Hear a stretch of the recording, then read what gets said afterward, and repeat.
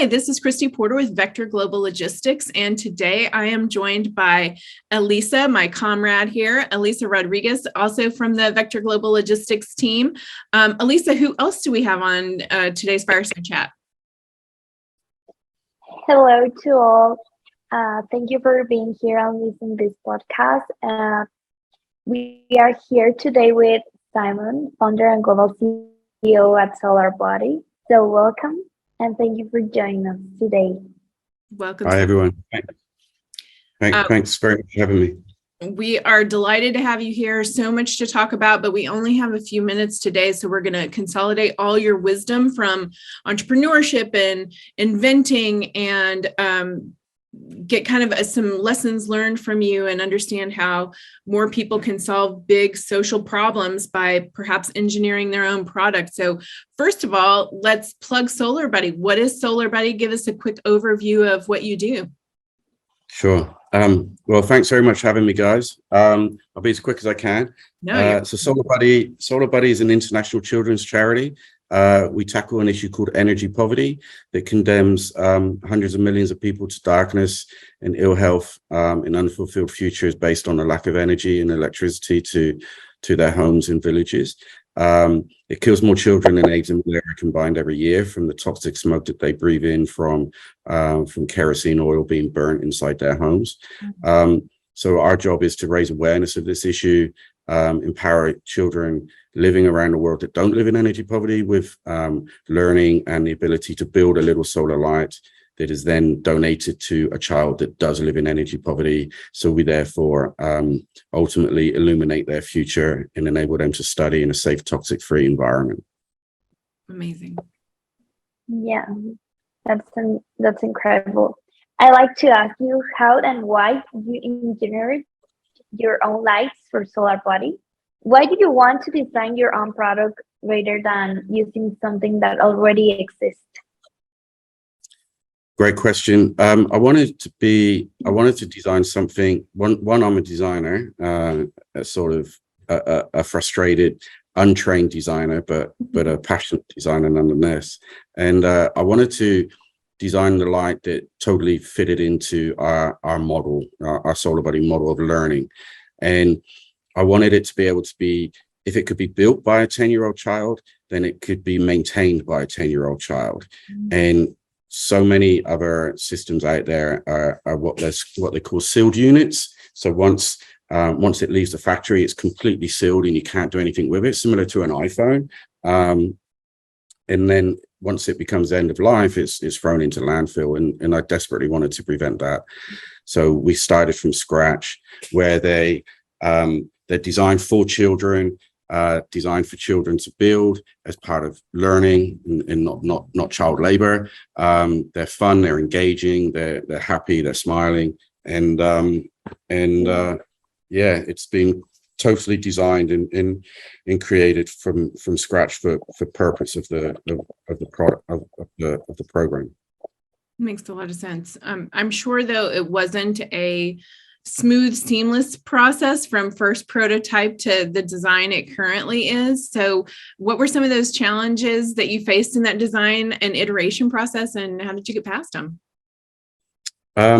So I'll be honest with you, it was actually quite a quick design, but it was the years teaching classes on this then. It was the years of learning that went into the quick design. So, living in community, sitting with people, living in energy poverty, understanding how people interact with light and energy and different fuels in communities that are condemned to energy poverty. It was years of that, looking into people's eyes, mothers' eyes, children's eyes, and watching how they interact and live, that I learned. And then all that different learning and comprehension came into the design. So it was a formulation of different concepts and understandings that then just came out very quickly, and I knew exactly how it needed to be and operate and function. So that's amazing. So so if it's not the design of the product, where was your big challenge? Raising the money, raising the money to do something that hadn't been done before. in a way that was so left field, working with different charities, supporting different charities in a highly competitive charitable industry. That was hard, because rather than compete with other charities for dollars, I wanted to support those other charities to continue doing their amazing work, which was very, very left field thinking at the time. Very few charities collaborate, and I wanted to change that. So raising the initial funds to not only build an education program in Australia to support children overseas around the world, but to do it under a model that was completely different as well was a challenge, but it was a great challenge, and one that we overcame quite quickly, to be honest with you. Wow. Okay. So then that's the question that we next have, because funding is an issue. Competition can be an issue, especially for nonprofits. So how did you overcome that? Let's figure out that lesson learned too, because that's a question everybody will have.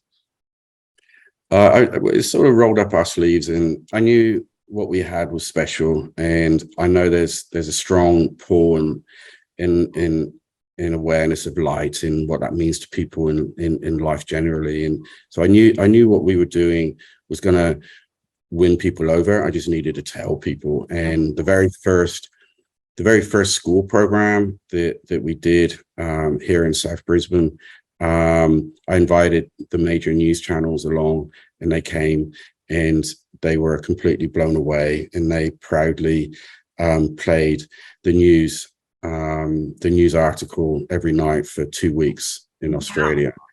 And that generated a huge amount of interest and curiosity, and ultimately the funds that we needed to get going.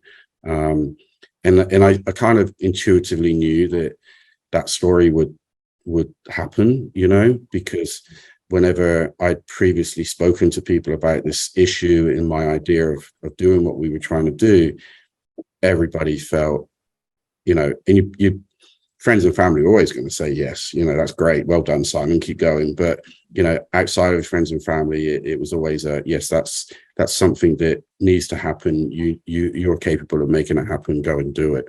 And then we just jumped on the media coattails and off we went. So I was quite lucky, really, to be fair.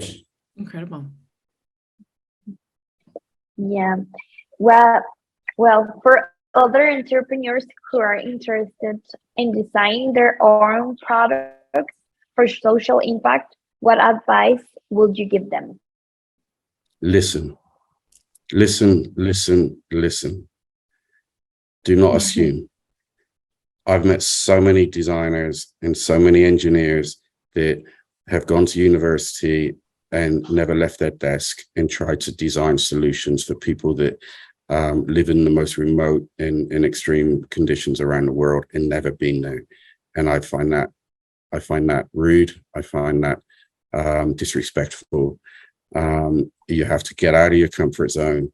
You have to go and immerse yourself in the situation, and you have to listen and have a huge heart and huge empathy for the circumstances of what you're trying to solve, and not assume that just because you've been trained to design something. And I spent a lot of time in wheelchairs. I'm not disabled, but I've spent time in wheelchairs. I've spent time blindfolded. I've spent time with you can never truly comprehend, but you can certainly try. And you need to listen to people that are living the experiences of what you're trying to solve, because they know, and what they can tell you will stick with you and stay with you for the rest of your life. Fantastic. Thank you so much for your time today.